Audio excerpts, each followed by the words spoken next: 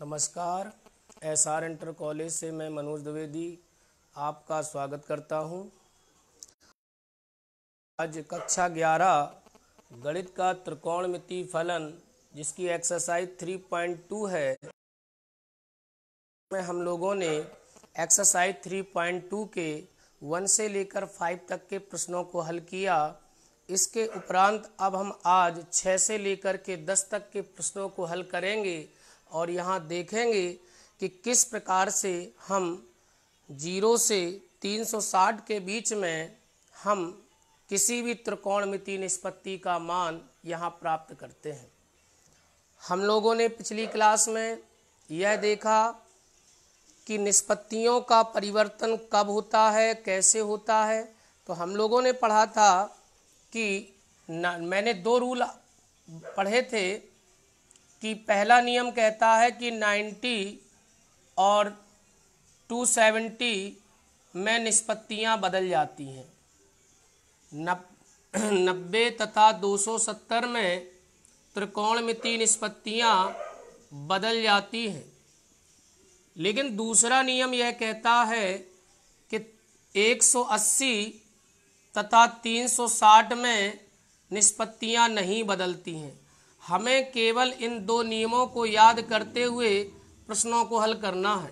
निष्पत्तियां नहीं बदलती हैं। निष्पत्तियों में परिवर्तन कब होता है? निष्पत्तियों में परिवर्तन जब होगा, नहीं बदलती हैं।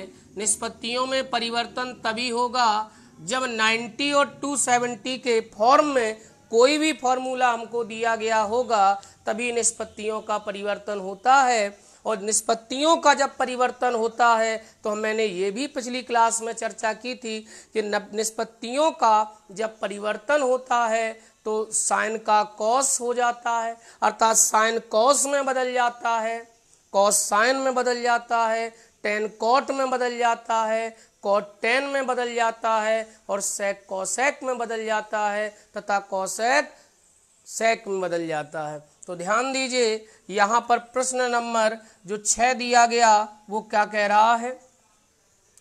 कह रहा है कि मान ज्ञात कीजिए। हमें दिया गया है साइन 765। हमने पिछले पार्ट में 0 से लेकर 90 डिग्री तक सभी कोणों का मान एक सारणी के द्वारा निकालना सीखा। अब 90 के ऊपर जितनी भी निष्पत्तियां हैं उनका मान हम कैसे ज्ञात करेंगे? तो ध्यान दीजिए कि जब दिया गया कोण 90 से एबव हो तो ऐसी स्थिति में परिक्रामी रेखा द्वारा यानी चतुर्थांश द्वारा हम कोण का मान ज्ञात करते हैं। तो यहाँ हम लोगों ने देखा कि जो यहाँ कोण दिया गया ये 765 का दिया गया। ये दिया गया जो कोण है ये 360 से ज़्यादा है।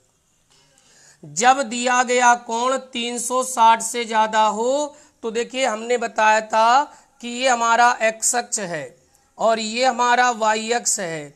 ये एक्स अक्ष और वाई अक्ष का जो प्रतिच्छेद बिंदु होता है जिसे हम मूल बिंदु का नाम देते हैं, तो एक परिक्रामी रेखा होती है जो मूल बिंदु से वामावर्त दिशा में घूमती है। तो जब दिया गया कोण 360 से ज़्यादा होगा तो हम यह देखेंगे कि यह परिक्रामी रेखा 360 अंश का कि कितनी पूर्ण परिक्रमा कर सकती है। तो हम यहाँ देखेंगे कि 360 के यहाँ पर अगर 2 चक्कर लगाते हैं तो 720 होता है। तो यहाँ 720 3 अगर लगाती है तो 1080 होता है। चूंकि ये कोण 1080 से कम है तो इसका अर्थ यह है कि यह परिक्रामी रेखा मूल बिंदु से वामावर्त क्रम में 360 अंश के केवल 2 चक्कर लगा सकती है। तो इसको हम इस प्रकार लिख देंगे साइन, इसको लिख देंगे 2 गुणा 360, अर्थात 360 के 2 राउंड लगाए, 2 रिवॉल्यूशन लगाए। अब 360 दूनी हो गया 720। तो दिया गया जो कोण है ये 720 से क्या है ज़्यादा। तो 720 में कितना जोड़ दें कि 765 हो जाए? तो यहाँ जोड़ देंगे 45। तो ये हमारा हो जाएगा 765। तो 765 अंश के कोण को हम इस प्रकार तोड़ देंगे। अब ये जो 2 है ये क्या है? ये परिक्रामी रेखा द्वारा लगाए गए परिक्रमणों की संख्या, परिक्रामी रेखा द्वारा लगाए गए रिवॉल्यूशंस की संख्या है, अर्थात चक्रों की संख्या है, तो इसको हम साइलेंट कर लेंगे। अब हम पढ़ेंगे इसे, मान लिया थीटा, अब इसको हम पढ़ेंगे, क्या लिखा, 360 प्लस थीटा। ये रिवॉल्यूशन की संख्या, एक परिक्रामी रेखा 360 या 180 के कितने भी परिक्रमण करती है, लेकिन उसके मान में परिवर्तन नहीं होगा। जो फॉर्मूला 180 प्लस थीटा का होगा, जो फॉर्मूला 180 माइनस थीटा का होगा, जो फॉर्मूला 360 प्लस थीटा का होगा, जो फॉर्मूला 360 माइनस थीटा का होगा, वही चाहे जितनी परिक्रामी रेखा परिक्रमण करे, उसका मान पर किसी प्रकार का कोई प्रभाव नहीं पड़ता है। तो ध्यान दीजिए, हमने ये परिक्रमण साइलेंट कर लिए।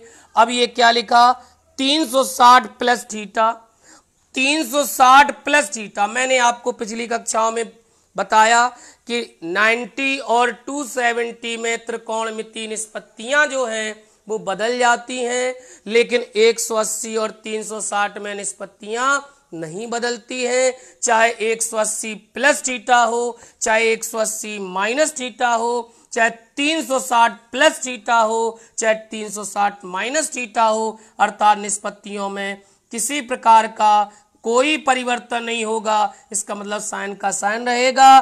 थीटा कितना है, 45, तो ये थीटा रख दिया 45।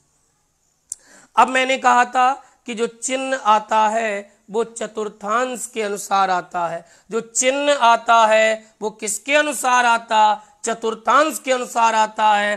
तो आपने पढ़ा था कि 0 से 90 तक फर्स्ट क्वाड्रेंट होता है, और 90 से 180 तक सेकंड क्वाड्रेंट होता है, और 180 से 270 तक थर्ड क्वाड्रेंट होता है, और 270 से 360 तक फोर्थ क्वाड्रेंट होता है। तो ये हमारा फर्स्ट है, ये हमारा सेकंड है। तो ध्यान दीजिए कि 360 तक तो चतुर्थ चतुर्थांश है। अगर कोण 360 से ज्यादा होगा तो हम कहाँ होंगे, परिक्रामी रेखा प्रथम चतुर्थांश में होगी। और आपने पढ़ा है कि प्रथम चतुर्थांश में सभी निष्पत्तियां धनात्मक होती हैं, तो ये भी धनात्मक होगा। और साइन 45 का मान हम लोगों ने याद किया था 1/√2 होता है। तो ये मान हमको प्राप्त हो गया साइन 765 का। ठीक है, अगला प्रश्न दिया गया है क्वेश्चन नंबर 7। देखिएगा, एक चीज थोड़ा देखिएगा, माइनस थीटा क्या होता है। मैंने आपको बताया था, जैसे ये एक्स अक्ष है, ये वाई अक्ष है। एक्स अक्ष और वाई अक्ष जब एक दूसरे को किसी बिंदु पर प्रतिच्छेद करते हैं उसे मूल बिंदु कहते हैं। मैंने कहा था यदि परिक्रामी रेखा मूल बिंदु से दक्षिणावर्त क्रम में घूमेगी तो जो कोण बनेंगे वो नेगेटिव बनेगी, और अगर वामावर्त क्रम में घूमेगी तो जो कोण बनेगा वो पॉजिटिव बनेगा। तो माइनस थीटा किसे व्यक्त करता है, ये फर्स्ट है, ये सेकंड है, ये थर्ड है, और ये फोर्थ है। तो माइनस थीटा जो है वो चतुर्थांश को व्यक्त करता है। तो याद रखिए कि चतुर्थांश में केवल कॉस और सेक धनात्मक होता है, बाकी जितनी भी निष्पत्तियां होती हैं वो सब क्या होती, ऋणात्मक होती हैं। तो इसलिए हम याद कर सकते हैं कि माइनस थीटा में कॉस और सेक को छोड़कर सभी निष्पत्तियां ऋणात्मक होती हैं, लेकिन माइनस थीटा में कॉस और सेक धनात्मक होता है। क्यों होता है, क्योंकि माइनस थीटा चतुर्थांश को व्यक्त करता है, और चतुर्थांश में कॉस और सेक हमेशा क्या होता, धनात्मक होता है। तो जैसा कि यहां दिया गया कॉसेक माइनस 1410, इतने का मान हमको ज्ञात करना है। तो सबसे पहले तो इसे मान लेंगे थीटा। जब इसे हमने थीटा मान लिया तो ये लिखा कॉसेक माइनस थीटा, और अभी अभी मैंने कहा कि माइनस थीटा जो होता है वो चतुर्थांश को व्यक्त करता है, और चतुर्थांश में कॉस और सेक को छोड़कर सब ऋणात्मक होते, कॉस और सेक धनात्मक होता है। तो ना तो यहाँ कॉस है ना यहाँ सेक है, तो भैया ये क्या होगा, ऋणात्मक। तो कॉसिक माइनस थीटा बराबर माइनस कॉसिक थीटा, तो माइनस बाहर आ जाएगा। याद करने का क्रम यही रखिए कि माइनस थीटा चतुर्थांश को व्यक्त करता है और चतुर्थांश में केवल कॉस और सेक धनात्मक होता है। तो कॉस और सेक को तो हम कह सकते हैं कि कॉस और सेक को छोड़कर जितनी भी निष्पत्तियां होती हैं वो सभी माइनस थीटा में ऋणात्मक होती हैं। तो यहां पर कॉसिक माइनस थीटा बराबर माइनस कॉसिक थीटा। अब अभी मैंने कहा कि जब दिया गया कोण 360 से ज्यादा होगा तो हम कहेंगे कि यह परिक्रामी रेखा 180 अथवा 360, इसके अलावा कोई भी परिक्रमण नहीं कर सकती। 180 या 360 के कितने पूर्ण परिक्रमा कर सकती है, कितने रिवॉल्यूशन लगा सकती है, तो आप जानते हैं 360 का के 2 चक्कर लगाएगी 720 होगा, 3 लगाएगी 780 कितना होगा 1080 होगा, 4 लगाएगी 1440 होगा। तो इसे लिख सकते कॉसेक 4 गुणा 360 कितना हो गया 1440। 1440 से ये क्या है कम, कितना कम है 30 कम कर दो। अब ध्यान दीजिए ये 4 क्या है रिवॉल्यूशन, परिक्रमणों की संख्या, और मैंने कहा कि परिक्रमणों की संख्या हमने साइलेंट कर ली। तो अभी ये क्या लिखा, इसे मान लिया थीटा, तो ये क्या लिखा 360 माइनस थीटा। और मैं अभी बता चुका हूं कि 360 प्लस थीटा हो या 360 माइनस थीटा हो, 180 प्लस थीटा हो या 180 माइनस थीटा हो, 180 और 360 में निष्पत्तियों में किसी प्रकार का कोई परिवर्तन नहीं होता, अर्थात कॉसेक का कॉसेक ही रहेगा। थीटा कितना है 30, चिन्ह आएगा चतुर्थांश के अनुसार, 360 से कम चतुर्थांश, और चतुर्थांश में केवल कॉस और सेक धनात्मक, बाकी सभी निष्पत्तियां ऋणात्मक। तो ये ऋण का होगा और ऋण पहले से लगा तो ऋण ऋण मिलकर के धन हो जाएगा। कॉसेक 30 का मान आप जानते हैं कि साइन 30 का मान 1/2 और इसका व्युत्क्रम कर दिया तो क्या आ गया 2, तो ये निकल आया कॉसिक माइनस 1410 का मान। ठीक है, कर लेंगे। अगला प्रश्न देखिए क्या दिया गया, क्वेश्चन नंबर 8 दिया गया है tan 19 पाई बटे 3, tan 19 पाई बटे 3। देखिए पाई ये क्या है रेडियन, तो हम यहां पर देखेंगे कि दिया गया जो कोण है ये रेडियन में दिया गया है, और जब दिया गया कोण रेडियन में है तो आप क्या करेंगे, इसे अंश में बदलेंगे, और अंश में बदलेंगे तो 3 से ये कटेगा नहीं, अर्थात जो मान आएगा वो दशमलव में आएगा। तो आपको ऐसा करने की आवश्यकता नहीं है, आपको ये जिस रूप में दिया आप उसी रूप में मान निकालेंगे। तो यहाँ एक लॉजिक अपनाएंगे क्या, अब ध्यान से देखिएगा, ये जो 19 पाई बटे 3 दिया है इसे हम तोड़ के लिखेंगे।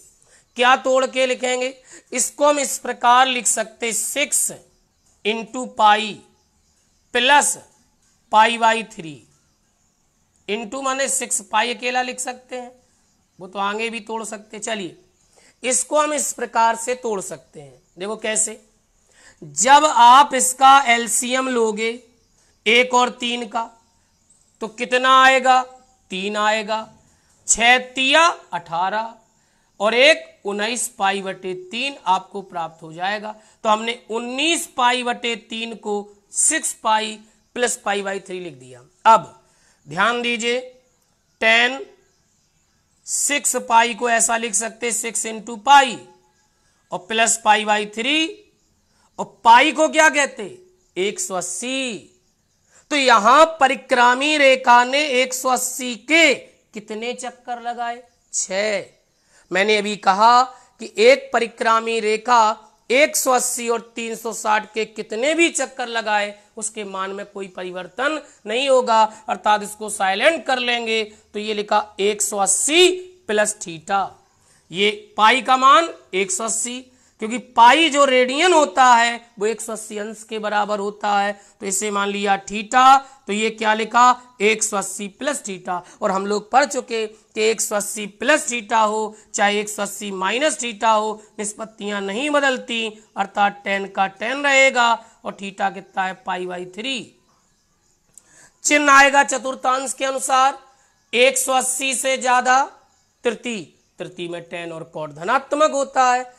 अब यहां देखिए π/3 को क्या लिख सकते 60, क्योंकि पाई रेडियन बराबर 180, 180 में 3 का भाग दिया तो कितना हुआ 60 अंश, और 10 60 अंश का मान क्या होता √3। इस प्रकार से हम इसका मान निकाल लेंगे। आगे इसी प्रकार के और भी प्रश्न दिए गए। क्वेश्चन नंबर 9 हम देखेंगे यहां पर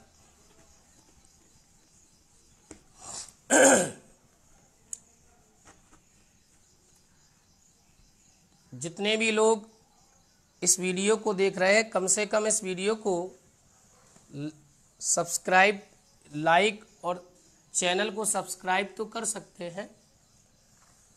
चलिए आगे देखिएगा, क्वेश्चन दिया गया है साइन, क्वेश्चन नंबर 9 दिया गया है साइन -11 π/3 ये दिया गया है। हमें इसका मान ज्ञात करना है। ध्यान दीजिए, सबसे पहले तो ये माइनस यहां से हटाएंगे। हम लोगों ने क्या किया, इसे मान लिया थीटा। पढ़ेंगे साइन माइनस थीटा लिखा।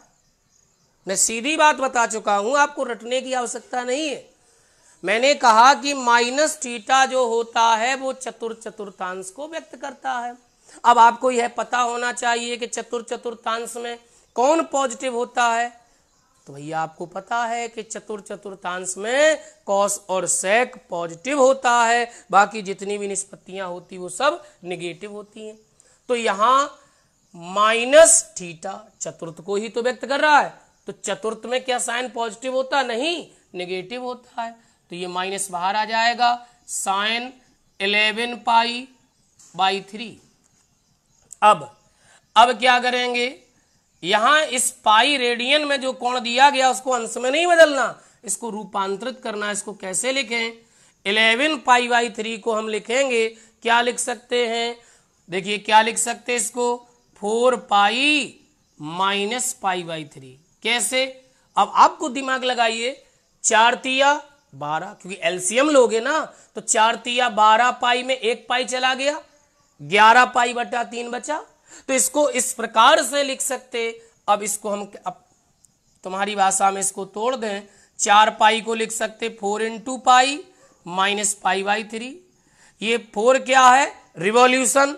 तो परिक्रामी रेखा ने 180 के कितने चक्कर लगाए, 4 नहीं 4000 लगाए, कोई फर्क नहीं पड़ेगा। ये 180 है, इसे थीटा मान लिया, 180 माइनस थीटा। मैं बार बार वही बात बोल रहा हूं कि 180 और 360 में किसी प्रकार का कोई परिवर्तन नहीं होता, अर्थात 180 माइनस थीटा हो या 180 प्लस थीटा हो, निष्पत्तियां नहीं बदलेंगी, अर्थात साइन का साइन रहेगा। थीटा कितना है π/3। अब चिन्ह आता है चतुर्थांश के अनुसार, 180 से कम द्वितीय, और द्वितीय में साइन धनात्मक, और ऋण पहले से लगा तो धन ऋण ही रहेगा। अब ये जो π/3 कौन है, ये रेडियन में है, रेडियन को अंश बदल लो। पाई रेडियन बराबर 180 अंश, 180 में 3 का भाग 60 हो गया, और साइन 60 का मान क्या होता √3/2। ये हमने कर लिया। इतना आसान प्रश्न था, कर लेंगे। जितने भी लोग इस वीडियो को देख रहे हैं चैनल को सब्सक्राइब तथा वीडियो को ज़्यादा से ज़्यादा संख्या में लाइक करें। अगला क्वेश्चन, क्योंकि इसमें कोई पैसा तो लगता नहीं है कि लाइक और सब्सक्राइब करने में कोई पैसा लग रहा हो तो भाई ना करें।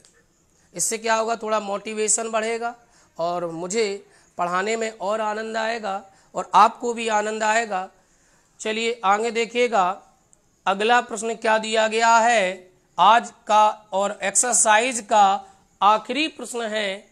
क्या दिया, कल हम लोग पढ़ेंगे त्रिकोणमिति समीकरण, नया टॉपिक पढ़ेंगे, अर्थात चैप्टर त्रिकोणमिति फलन ही है, लेकिन इस त्रिकोणमिति फलन का एक नया टॉपिक है त्रिकोणमिति समीकरण, जो बहुत ही इंपॉर्टेंट टॉपिक होता है इंटरमीडिएट के सिलेबस में। तो ध्यान दीजिएगा, यहाँ दिया गया कॉट -15 π/4, इसका मान हम लोगों को ज्ञात करना है।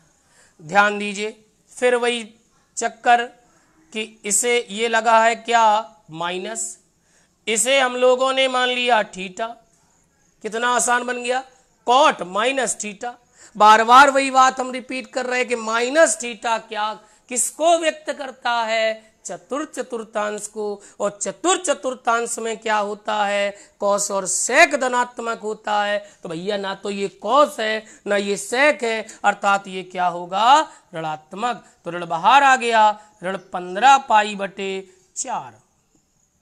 अब इसको तोड़ लीजिए, इससे बताओ क्या लिख लें, इसको लिख देंगे 4 π तो लिख दिया। अब -π/4 प्लस लगा दें, देखो तो क्या होगा, देखो 4 चौको 16, अगर प्लस लगा दिया तो 17 हो जाएगा। तो 4 चौको 16 और 16 में से एक चला गया 15 π/4, इसे ऐसे लिख सकते। अब माइनस कॉट, ये 4 क्या चक्रों की संख्या साइलेंट कर ली, लिखा गया है, इसे थीटा मान लिया। 180 माइनस थीटा, ये 4 साइलेंट कर लिया करो, 180 माइनस थीटा। और आपको पता है कि 180 माइनस थीटा हो चाहे प्लस थीटा हो, निष्पत्तियां नहीं बदलेंगी, अर्थात कॉट का कॉट रहेगा और थीटा कितना है π/4। चिन्ह आएगा चतुर्थांश के अनुसार। 180 से कम द्वितीय, और द्वितीय में कौन धनात्मक, साइन और कोसेक, बाकी सब ऋणात्मक। तो ये ऋणात्मक होगा और ऋण पहले से लगा तो ऋण क्या हो जाएगा, धन।